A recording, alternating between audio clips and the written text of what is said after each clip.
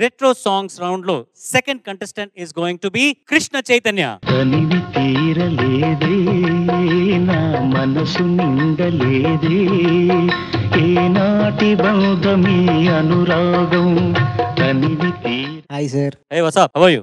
Fine sir. ఏ పాట పాడబోతున్నావు? నేను పాడబోయే పాట నేనొక ప్రేమ పిపాసిని, చిత్రం ఇంద్రధనస్సు, పాడిన వారు ఎస్పి బాలసుబ్రహ్మణ్యం గారు, రాసిన వారు ఆచార్య ఆత్రేయ గారు, సంగీతం కేవి మహాదేవన్ గారు. Okay, all the best.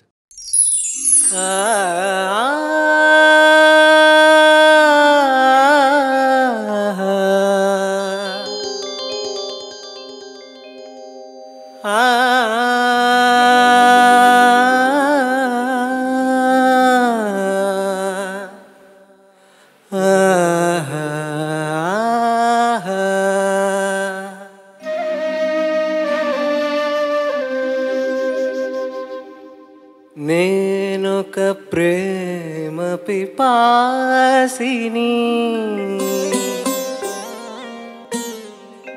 నీవొక ఆశ్రమవాసివి,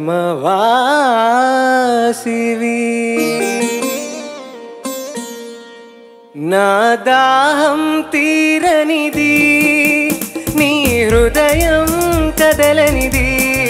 నేనొక ప్రేమ పిపాసిని, నీవొక ఆశ్రమవాసివి, నా దాహం తీరనిది, నీ హృదయం పలకనిది. నేనొక ప్రేమ పిపాసిని.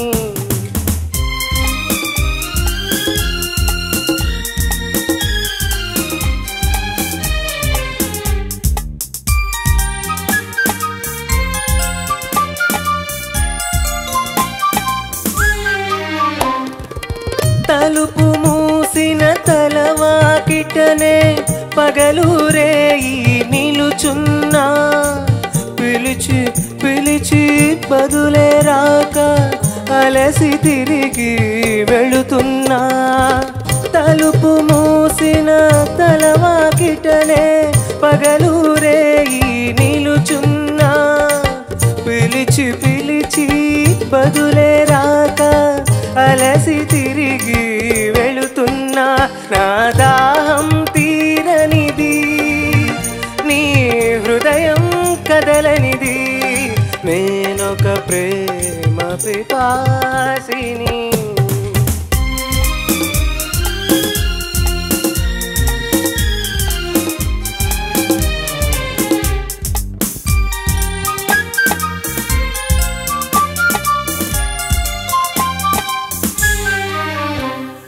పగటికి రేయి, రేయికి పగలు పలికే వీడ్కోలు, సెగరేగిన గుండెకు చెబుతున్నా, నీ చెవిన పడితే చాలు.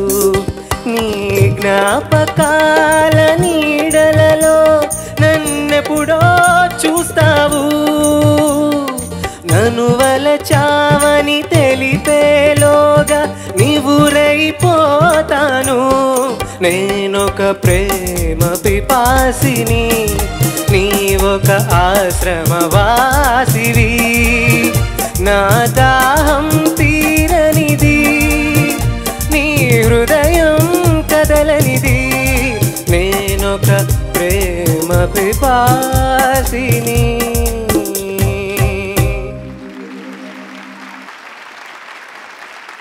ఏమైంది?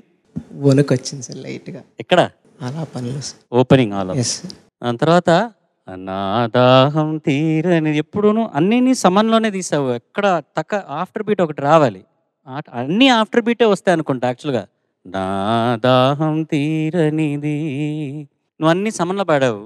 తర్వాత ఆ ఫినిషింగ్లో నేనొక ప్రేమ పిపాసిని మర్చిపోయావు. లైట్గా టెన్షన్ వచ్చింది. ఎందుకు ఇన్ని రౌండ్లు అయ్యాక సెమీఫైనల్స్ వస్తున్నావు? నీ సపోర్ట్కి సునీత మేడం ఉన్నారు, ఇంకెందుకు టెన్షన్ ఎందుకు? స్టార్టింగ్ ఆలాపన కొంచెం రాలేదు కదా సార్. సార్ మేము కూడా సపోర్ట్ చేస్తున్నాం సార్. అది మాకు తెలియట్లేదు సార్. ఎప్పుడు ఆడు పాడినప్పుడు కూడా సునీత గారినే చూస్తున్నారు, అనౌన్స్ చేసినప్పుడు సునీత గారినే చూస్తున్నారు. ఇఫ్ పాసిబుల్ పల్లవి మాత్రం ఎస్పీబీ గారి వర్షన్ ఒక్కసారి విందామా ప్లీజ్? పల్లవి. నేనొక ప్రేమ పిపాసిని, ఒక ఆశవాసివి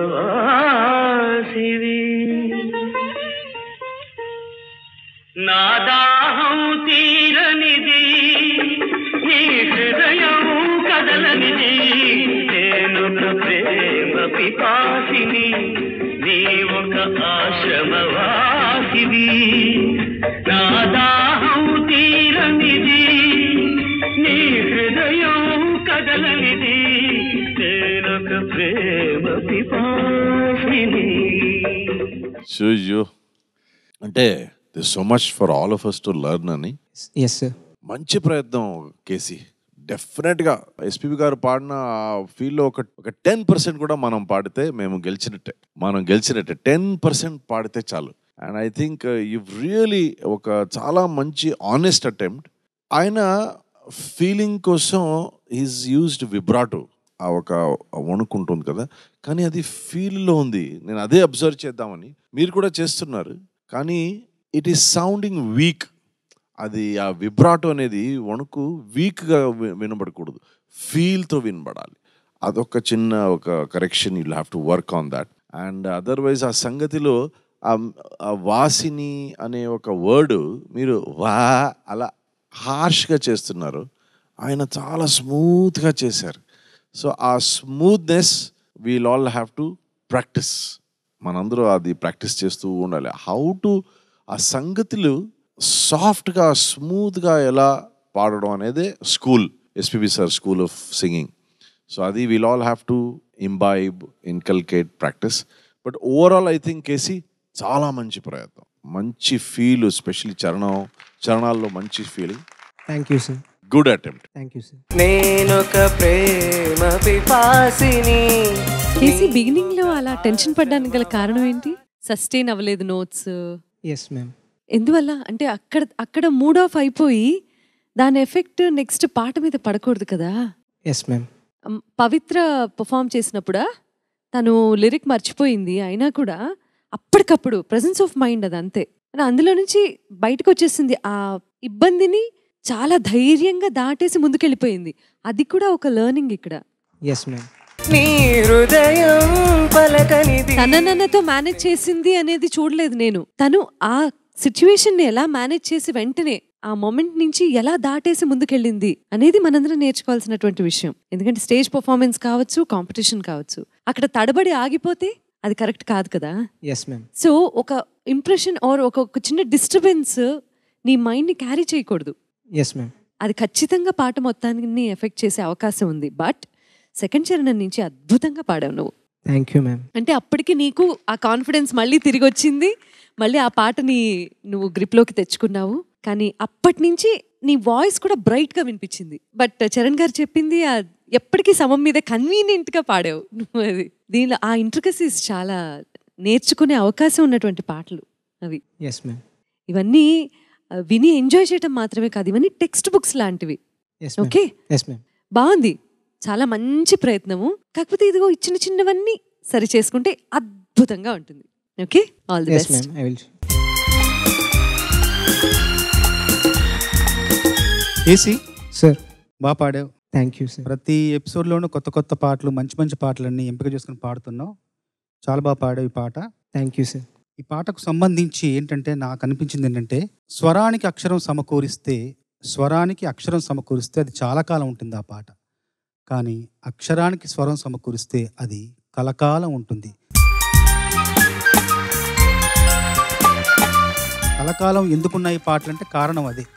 ముందంతా రాశారు, ఆత్రేయ గారు రాస్తే ఆత్రేయ గారి అక్షరం యొక్క ఆత్మను అవగతం చేసుకుని మహాదేవన్ గారు దానికి స్వరం సమకూరుస్తారు.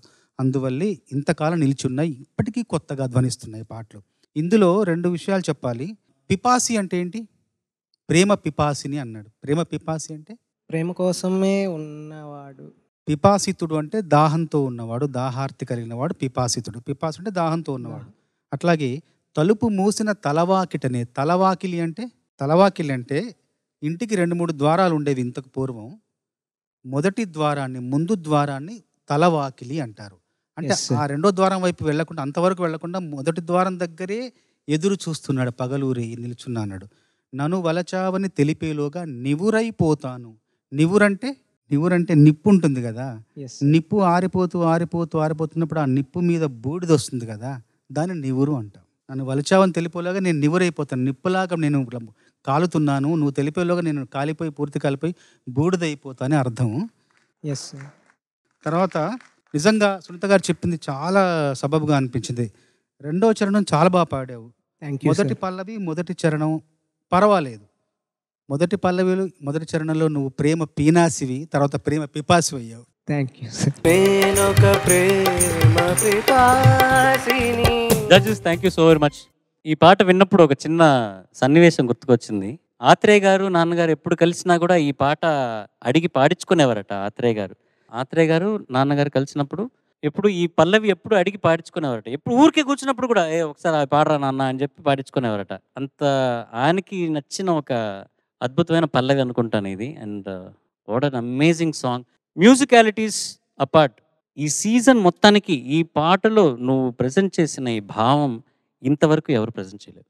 నువ్వు ఆ దాంట్లో నాన్నగారు ఈ సాంగ్లో ఎంత నాన్నే అనేవారు, ఓవర్ సింగింగ్, అనవసరంగా ఓవర్ సింగింగ్, ఎందుకు ఇంత ఓవర్గా పర్ఫామ్ చేశానని అనేవారు. కానీ ఇప్పుడు మనం వినేటప్పుడు ఆ సాంగ్కి ఎంత యాప్ట్గా ఉన్నదో అన్నది మనకి ఇప్పుడు తెలుస్తుంది. ఎస్ అది మొత్తం అసలు జ్యూస్ చేసేసి నువ్వు తాగేసి నువ్వు ఆ ప్రెజెంటేషన్ ఇవాళ వాజ్ అమేజింగ్. థ్యాంక్ యూ మ్యూజికాలిటీస్ అన్ని ఆఫ్ కోర్స్ జడ్జెస్ అందరు చెప్పేశారు, కానీ ఆ భావం నాకు చాలా నచ్చింది అబ్బాయి. Thank you sir. ఓకే, నిజంగా బోస్ గారు చెప్పినట్టుగా మిస్టర్ పిపాసి, ఇంకా మీదట కేసీ మిస్టర్ పిపాసి, all the best. Thank you sir. Good luck next round elimination. బాగా పర్ఫామ్ చేస్తాను సార్. అది all the best. Thank you sir.